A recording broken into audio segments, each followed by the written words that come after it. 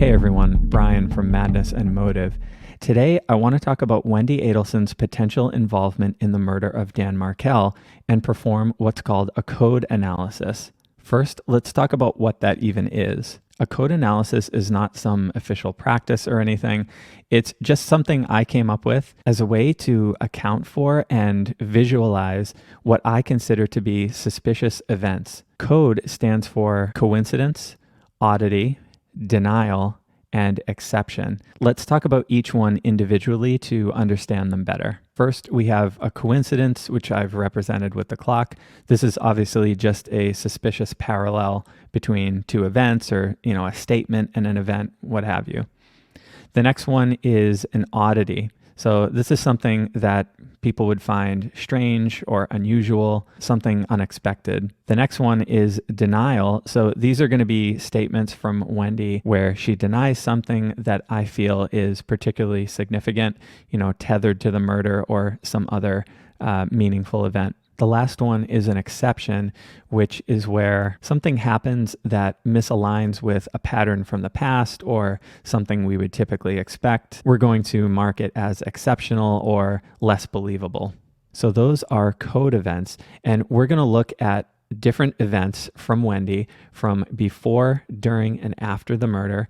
We're going to collect them, and we're going to visualize some data, and we're going to try to draw out some insight from that. Make sure you watch till the end because I've saved what I think is the most compelling visual for last. And just a couple more slides before we dive in. I wanted to start with a quote from Georgia Kappelman from Charlie Adelson's trial. This was a statement from closing. Quote, "Often when you zoom in on one piece of evidence with its attached explanation, it can be like, maybe. But when you zoom out and you add all these things together, this explanation and this explanation and this explanation, this coincidence and this coincidence and this coincidence, it starts making less and less sense. It starts being less and less reasonable." This sums up exactly why we're doing this exercise, because when you look at the individual items, they can certainly be explained away or argued that it's too small, it's too insignificant. But when you add them together, a different picture emerges. Like I said, what we're going to do is collect what I'm calling C.O.D.E events, and we're going to visualize them and see what kind of insights come from that. I want to be clear about two things: subjectivity and intuition. So in the case of choosing what constitutes a C.O.D.E event, a coincidence, an oddity, a denial, and an exception, it's subjective and it's based on my own personal intuition. You might disagree, and that's totally fine. I also want to say that any insights that I speak about or that people draw from this exercise, from this video, those are also subjective and based on their personal intuition. These are all just opinions.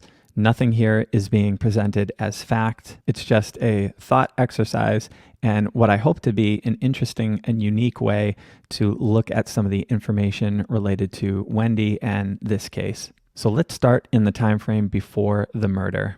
The first event I want to focus on is Wendi's text to Dan. This was on July 6th. She says, "Are you in Tallahassee July 14 to 18? I just want to know if I can have the kiddos on the 16th. Thanks." And Dan agrees. Yes, you can.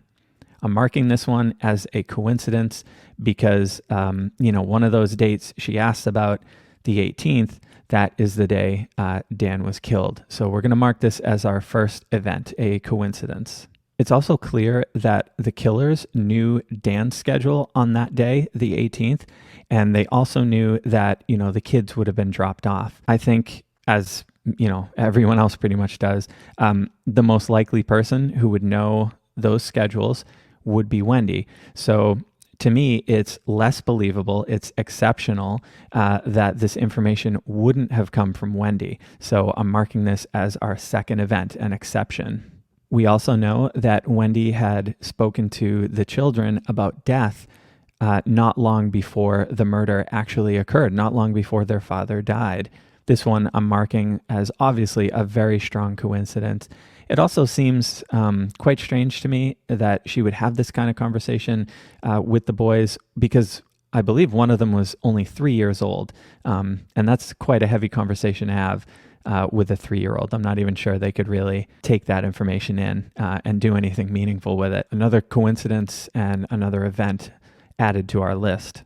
Here's an oddity that I admittedly missed from one of Jeff Lacasse's interviews. Those are so long and there's so much information happening. I think I was maybe processing some of the other stuff he said, and I had missed this. He said that he and Wendi had travel scheduled for the week of the 14th, which is the week that Dan was killed. He shared with investigators that Wendi had abruptly canceled this travel, and the reason she gave him was that she had to be home on that Friday, which is the 18th, the day Dan was killed, to pick up the kids. Jeff found this really strange because they were going to be back in time. I think she countered with some kind of excuse like, well, how can we be sure there's not going to be a weather delay or something like that? Jeff had very little fear that that would have been the case, especially during summer. And he had also offered a number of solutions to ensure that they would be home in time for that Friday. However, Wendi insisted on canceling, so that's what they did. Jeff found this odd. I find him to be an accurate and insightful witness in this whole thing, so I'm marking this down as an oddity. Jeff also offered to take Wendi to the beach, which was a place he understood she loved. However, she insisted on having a staycation in Tallahassee during the hottest week of the year. So again, this one gets marked as an oddity. Jeff also tells investigators that Wendi told him, Jeff, that her brother Charlie had looked into the possibility of hiring a hitman to take care of what they called the problem of Dan Markel. I'm marking this one as a denial because that's exactly what Wendi did. When asked about this statement from Jeff Lacasse, she denied that she ever made it. Now, this one obviously is debatable because it's he said, she said, but I'll share once again that I find Jeff to be credible, intuitive. As many have said, he basically cracked the case right from the beginning. So I'm going to put this denial as significant enough to count as one of our C.O.D.E events. This is another one that I think is really, really important. We know that her family was involved with her plan to leave Dan when she wanted to divorce him. So what happened was Dan went away on a business trip and they executed this well thought out, organized plan. They took half the furniture out of the house. They scooped up the kids.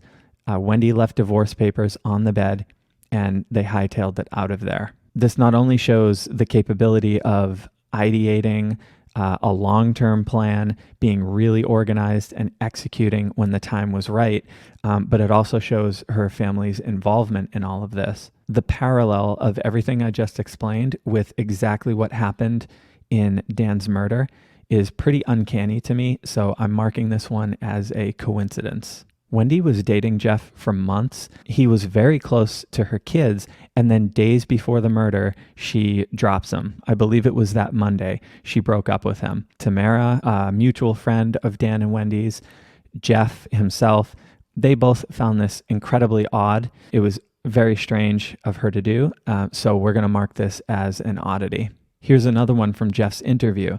After breaking up, so it's Monday, and if I recall correctly, they're in the parking lot and they're both, walking away from each other with this relationship now over. And Wendi catches Jeff at the last second and says, "Oh, by the way, are you going to be around on the 18th?" This was another thing that Jeff called out to investigators as being incredibly strange. It just didn't make sense in the context of the situation. And so we're going to mark this as an oddity as well. If you're not familiar, there is a theory held by Jeff and, many others that it's at least possible he was being set up as the fall guy for this. Wendi got him really worked up over, Dan Markel's psychological abuse. And Jeff even told police investigators that he hated Dan. Then you have Wendi asking about his whereabouts on the 18th. Plus this item I'm going to share as another one of our events. Jeff drove a car that was incredibly similar to the one the killers rented and drove up to Tallahassee to commit the crime. We're going to mark this as another coincidence. And now in our timeline, we've made it to the night before the murder. And Wendi changes her Facebook profile picture. Jeff Lacasse found it interesting that she chose a picture where she looks basically like a model, really glamorous, and the kids don't look that great. They're not even looking at the camera. And he knew of plenty of other photos where they were looking at the camera, but maybe Wendi didn't look as good. He also shared that it's very, very possible that Harvey, who was great with editing photos, could have had a hand in enhancing how she looked in this photo. The night before the murder, she updates her Facebook profile picture to one where she looks great, potentially anticipating the media circus that was oncoming. Can't be sure of that, but I am marking this as another coincidence pre-murder. So let's reflect on the events leading up to the crime. Here we have 11 code events. We've got coincidences, oddities, denials, and exceptions. I charted these out so we could look at how each one breaks down. So we've got 5 coincidences, we've got 4 oddities, and then we've got 1 denial from Wendi and 1 exception. Remember, that was the killers getting the information about Dan's schedule from anyone other than Wendi. Here's another way to look at how those events break down. So you can clearly see it's mostly coincidences and oddities. And what we have here is a cluster visualization. What I've done is I've taken the time period before the murder and I've broken it up into 2 sections. So what you see on the left in green are the months and weeks leading up to the murder. And what you see on the right in yellow is the week of or the days leading up to the murder. I've represented each event with something called a node. That's basically the dot you see. And then I multiplied those numbers by 10 just to help us see contrast a little more easily. What I personally see when looking at this is that as the timeline gets closer to the actual crime, Wendi has more code events. And remember, these aren't just events like she's going to the grocery store or checking the mailbox.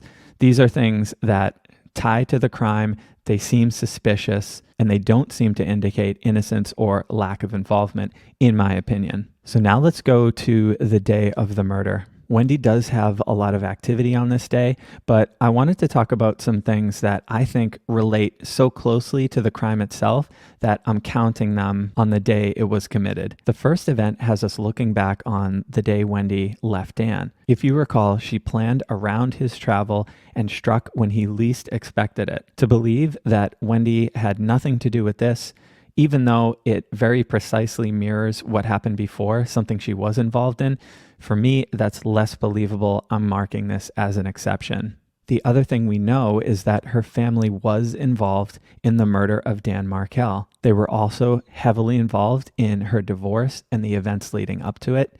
They were involved in her other relationships.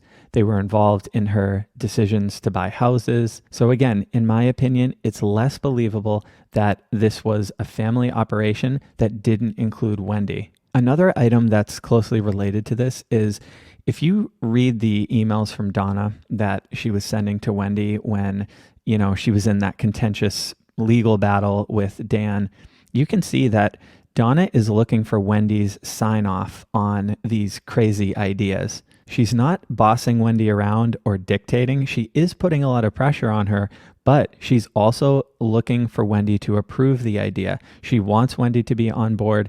She even says at one point in one of the emails, reconsider, and then she shares one of the ideas. I can't recall which one it was. In my opinion, this family doesn't operate without Wendi or without Wendi's approval. She's an active participant in these conversations.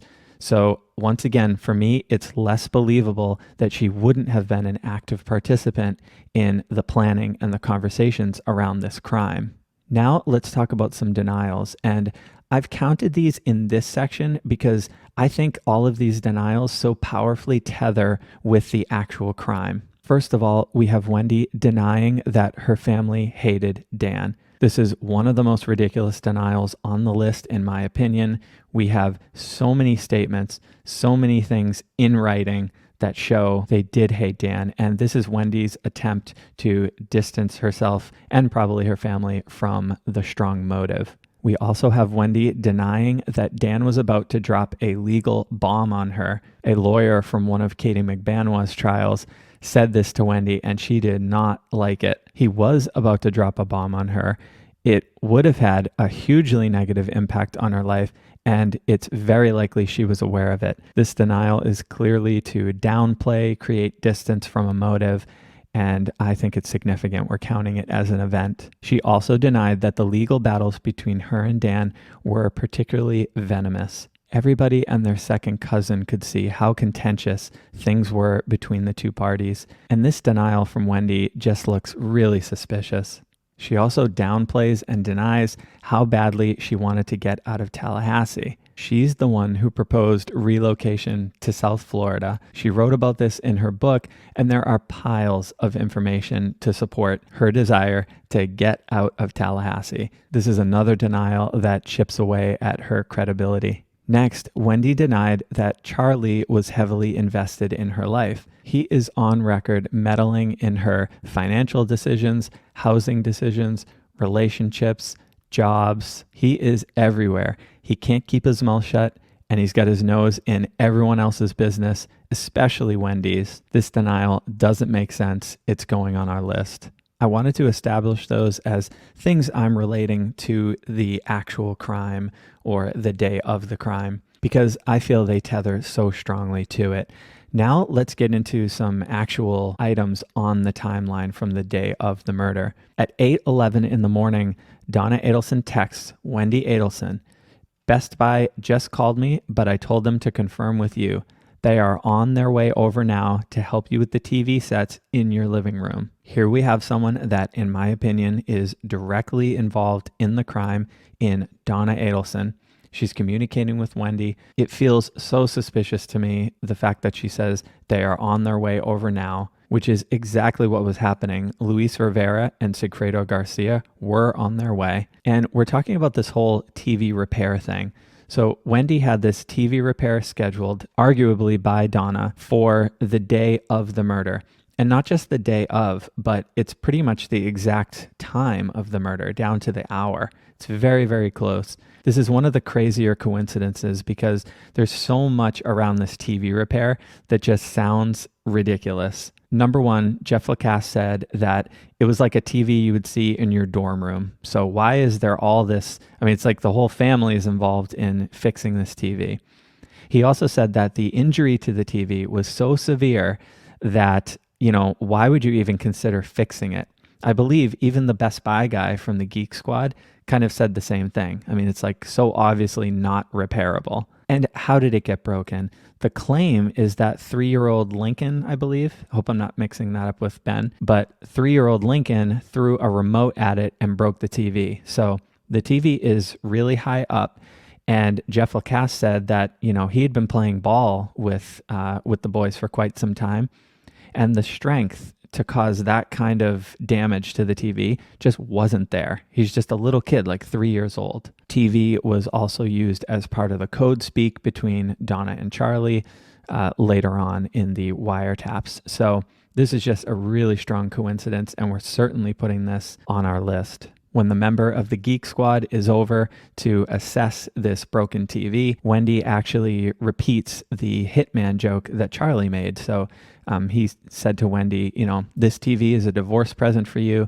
It's cheaper than hiring a hitman. So we have Wendi repeating a hitman joke during this very coincidental TV repair on the day her ex-husband is killed by a hitman. This is another coincidence that we're going to put on the list. This next one is quite interesting, and I hope you can see this okay. But basically, I've marked in red all the communication with Wendi Adelson. So in these examples, she's either talking to Donna or Charlie. And for me, it's just so hard to believe that she wasn't involved in this whole thing. You've got Donna and Charlie talking. You've got Charlie talking to Katie McBanois, who was the middle woman for this thing and facilitated it. For Donna and Charlie, this is a big day. It's disgusting for me to say, but it is. It's finally going to happen. Charlie is communicating with Donna and Katie as well. He's probably giving Donna updates. And we're to believe that Wendi is cutting in and just having innocuous, innocent conversations with the two of them. For me, personally, I just think it's not believable. We also have on this list that famous 18-minute conversation Wendi apparently had with Charlie about this broken TV. which should have taken about 60 seconds to talk about, if that. For me, I'm putting this one down as an exception. It's less believable. Here's a biggie. Wendi Adelson's curiously long route to the liquor store and then all the way back up to Mosaic, where she had lunch with friends. This route is about twice as long as one she could have taken. She starts here on the right, and instead of just going right across, hitting the liquor store, and then meeting her friends for lunch, she goes all the way down here. She has the goal of reaching that liquor store and then driving all the way back up to Mosaic here. This is super odd, so it's going on our list. Then we have probably the most suspicious coincidence of the whole thing, which is her turn onto Trescott Drive, where Dan lived. That's where he was killed. Not far past an hour after Dan is shot twice in his driveway, Wendi takes that odd, out-of-the-way route. She heads down Trescott. She turns onto Trescott. She drives right up to the police tape, which is only about 3 or 4 houses down from Dan's house. And then she turns around and leaves. Very powerful coincidence. We're throwing it on the list. The other thing I wanted to put on the list is Wendi's denial that she ever did this. In one of her testimonies, when she was asked about this, she said, "No, I didn't turn onto Trescott. It was blocked by police tape." So she claimed she couldn't even get down the road.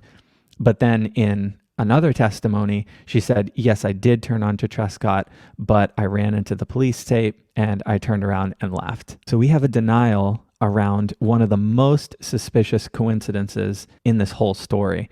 That's why this one certainly is going on the list. As Georgia Kappelman pointed out, after turning onto Trescott, driving up to the police tape and seeing, police cars and officers everywhere, this was a murder crime scene. She thinks nothing of it, turns around, picks up liquor, goes to lunch with her friends. She never tries calling Dan. She never tries calling the school to check up on the kids to make sure they got there. Where's the normal human motherly reaction to this scene that she saw? It's incredibly odd. Georgia reminded the jury in her closing statements to think about what Wendi didn't do. So one thing she didn't do is contact Jeff Lacasse. And apparently she contacted a lot of his friends. So to him, it didn't make sense for her not to contact him. He had dated her for months. They had talked about Dan Markel ad nauseum. And then she doesn't call Jeff to let him know that Dan's been murdered. It's very odd. She also doesn't contact Tamara Demko, who, like I said, was a mutual friend between the two. Tamara had done some guest lecturing for Wendi. She had met her family. She wasn't unfamiliar with her. She was a friend. And it seemed so out of the ordinary and odd to Tamara that Wendi wouldn't have contacted her, that Tamara, on the day Dan was murdered, drove over to Wendi's house unannounced. And when Tamara got to the house, she said Wendi was acting odd from the get-go.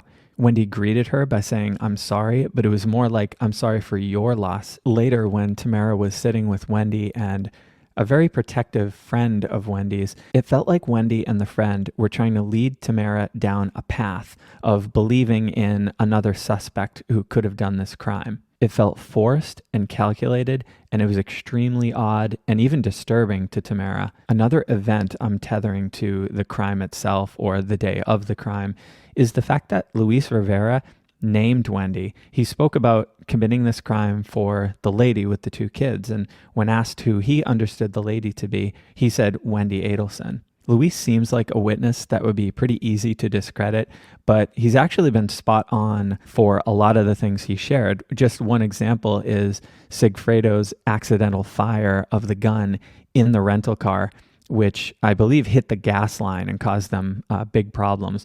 That turned out to be exactly true, along with a lot of other things Luis has said. In fact, many people think that he, a Latin King gang member, is the most honest and forthcoming in this whole thing. So I'm going to call it exceptional that Luis is being dishonest here. He's associating her as one of the many characters that are involved in this whole thing. And I'm going to mark this down as our final event from the day of the murder. So let's look at the day of the crime. We've got 19 code events, according to, like I said, my own subjective and intuitive analysis. Let's look at how these break down. So for this, we have a lot more denials that tether to the crime itself. And in my opinion, these don't just seem like ridiculous accusations where, of course, the innocent person would deny it. These are things that can pretty reasonably be shown to be true that she denied in an attempt to distance herself. And why would she be doing that if she were innocent and were not involved in this in some way? Here's another way to look at the 19 code events that I have related to the day of the crime. You can see that there's a much more even split here, but we've got many more denials, and then we've got oddities and exceptions coming in pretty even. Let's look at the cluster analysis. So once again, on the left in green are the months and weeks leading up to the crime. In the middle in yellow is the week of, or the days leading up to the crime. And then on the right in red is the day of the murder. And you can once again see code events or suspicious events associated with Wendi Adelson increase on the day the crime was committed. And I think when looking at this, we have to ask the question, if we imagine a person who got up on the day of the murder and they made breakfast and they watched TV and then they went to the grocery store, and when they were asked about that day, they just told the truth and they didn't have all these denials. What would their cluster analysis look like? For me, if we've been accurate in defining what a code event is, if we've been fair, and we look at the frequency of events, particularly on the day of the crime, in my opinion, it does seem to indicate suspicious activity. And I think this visual is really effective in showing that. So now let's talk about after the murder. After Dan's memorial service, Wendi received a phone call from a Tallahassee PD investigator. From Donna's probable cause affidavit, there's a little section in there that said it appears like Wendi faked a bad connection, hung up on the investigator, and then the investigator could only talk to Wendi's lawyer after that point. In fact, they were never able to talk to Wendi after this point. So this seems really odd. We're putting it on the list. The next thing I wanted to highlight is that, again, after Dan's memorial service, probably the next day or close to that, investigators wanted to set up another interview with Wendi, but that never happened. After the cell phone hang up, she blew off investigators and left town. She drove 7 hours down to South Florida, and they never spoke to her again. This is pretty odd, in my opinion. It's not helpful or forthcoming, and so we're going to include it on the list. The other thing that's odd is that Wendi and her family packed everything up, kids included, and moved to South Florida just 3 days after Dan's murder. And remember, the memorial service was in there too. So they had an event to attend, and they still were able to pull this off. In my opinion, this is really odd and quite possibly required planning, which we've heard about before. I think it looks really strange and suspicious when you pair it with some of the other stuff. But let's be fair. It's not against the law to lawyer up and make sure that anything you're sharing with investigators is done carefully, nor is it all that surprising that maybe she did want to get out of Tallahassee because of what just happened. But another strong oddity is that there was never any follow-up with investigators on the case. Wendi nor her family ever asked for an update or the status of the investigation. They lawyered up, moved, and never checked in. Wendi told Georgia Kappelman on the stand that she hadn't been discussing the case with her family. I find this so ridiculous. Families talk about everything. Friends talk about everything, especially things you're not supposed to talk about. So for me, it's exceptional to believe that Wendi was not discussing the details of the case with her family. Jeff Lacasse said in his interview that the thing Wendi was so upset about after the murder is that she had to cancel a speaking engagement. He found this really odd and deeply troubling, and it was likely one of many things that started to signal to him that, come on, bud, I think this gal's a wacko. Another piece of information I just recently learned is that Wendi had to be subpoenaed to testify against the killers in this case. Wouldn't she want to do that to help punish the people responsible for this. Now, having been in court myself, I can totally understand how intimidating it might be. She might have been, really scared to do that. But remember, that's not the exercise here. We're not looking at the individual items and their individual explanations. We're trying to look at the whole picture and get the full context. And this item just comes in as an oddity for me. And then we've got Wendi changing the boy's last name from Markel to Adelson. Now, when she testified, it did feel like she was trying to create distance and say, oh, that happened a year later. She also claimed that she did it because of all the media coverage and she was trying to protect the boys' identities.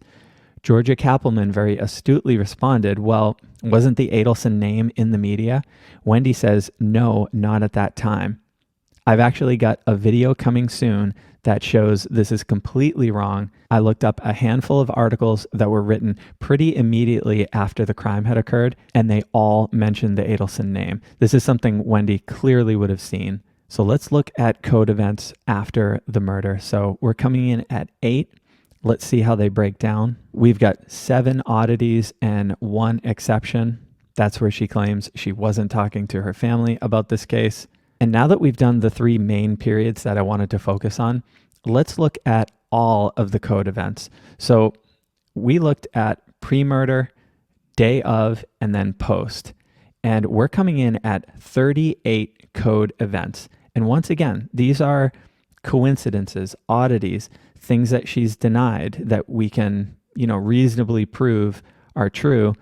And we've got exceptions. These are suspicious events, in my opinion, and we've got 38 of them. Let's see how they break down.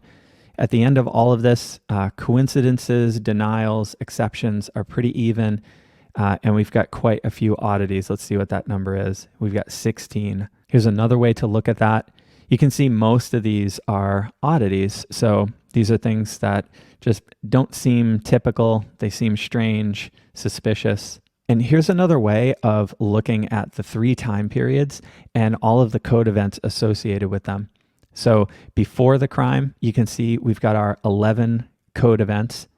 When you look at day of, you can see this visual swell in the middle with our 19 C.O.D.E events. And then afterward, you can see things taper a little bit down to 8 C.O.D.E events. Another way of looking at it, we have this bubble chart here, and this is a good way to show how C.O.D.E events on the day of the murder actually occurred more frequently. Here's another way to look at it. One thing that jumps out at me when I look at this visualization is, we look at before the crime, and there's a lot of coincidences happening. And then we go to the day of, and she's got a lot of denials surrounding the crime itself. And then after the crime, we have a lot of odd behavior. And this is one of the reasons I think visualizing these kinds of things is so important, because it helps us see things that maybe we wouldn't have seen or realized if we're just listing all the things that Wendi did or said, etc. Here you can really look at this and, tell the story of what happened in relation to her odd or suspicious behaviors. And then we have the final cluster visualization. So let's walk through this one more time. And again, let's see if we can kind of tell that story. Remember, what we're looking at here are suspicious events, okay? We've determined subjectively, but also intuitively, that these events were not indicative of a lack of involvement or even innocence. On the left in green, we've got the months and weeks leading up to the murder.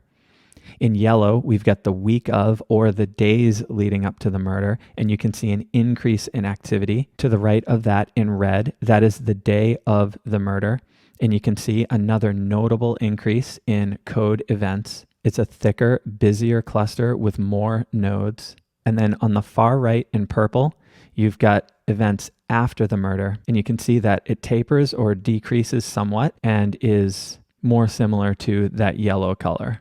What I think is so powerful about this is it shows the potential of this exercise. So if we can accurately and faithfully define an event and we can map them in some way, so that could be a relationship to another event or statement, or it could be on a timeline, it can help us see things we wouldn't see or have an impact it wouldn't have if we were simply looking at a list of things or if we were having a discussion about these kind of items. In my opinion, I think this is a great way to not just talk about her potential involvement, but to show it. And after looking at this, let's once again reflect on the words of Georgia Kappelman.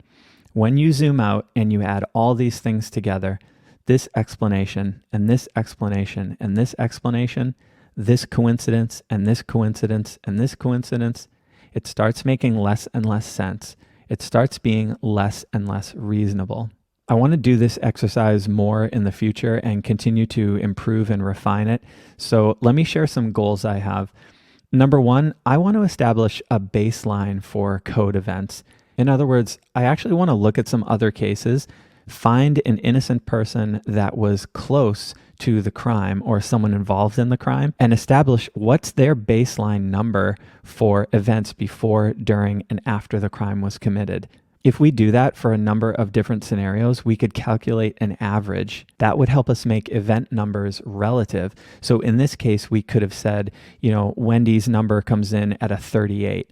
But when we look at what the average is 20. So she's well above what we might expect for an innocent person who was close to someone involved in a crime. I also want to do this exercise from the defense perspective and compare the two and see how they stack up against each other. I think that could be really interesting. And I also want to consider feedback. I think I'm going to get a lot of feedback. I think I'm going to get a lot of great ideas on, like I said, how to improve or refine this process. So here are my questions to you. What are your insights after looking at all of this? Did you learn something? Do you believe something you didn't believe before? Or did this help solidify a conclusion that you had already come to, but maybe you weren't fully confident in? I'd also love to know, what was the impact of the visuals on you? Did it help tie everything together? Was it more impactful than, say, someone just listing off reasons why they think Wendi was involved? And if they were impactful, I'd love to hear which visual specifically was the most impactful. And finally, C.O.D.E events are just how I subjectively and intuitively chose to measure and show Wendi's potential involvement in all of this. But my question to you is, how would you do it? Would you have done it differently? Could we take what I did and improve upon it? I'd love to hear that in the comments. I want to thank you for watching and doing this exercise with me. I think visualization is a great way to draw out insights about a set of information. And I wanted to at least attempt to apply this to a true crime case. I really appreciate you watching. And if you enjoyed the video, please give it a like, subscribe to the channel, and make sure your events cluster around the people you love and the things that make you happy. I'll see you in the next one.